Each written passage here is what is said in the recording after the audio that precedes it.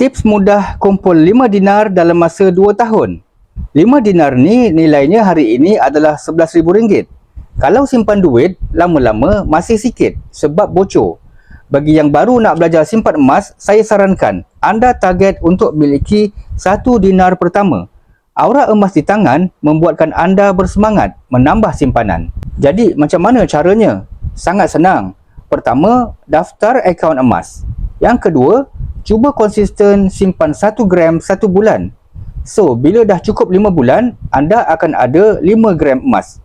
Bila dah ada 5 gram tu, apa lagi? Keluarkan 1 dinar. Sistem akan tolak 4.25 gram. Dapat sekeping emas 1 dinar. Jadi, teruskan ulang cara yang sama. Dalam masa 2 tahun, anda akan miliki 5 dinar. Semoga anda konsisten simpan emas setiap bulan.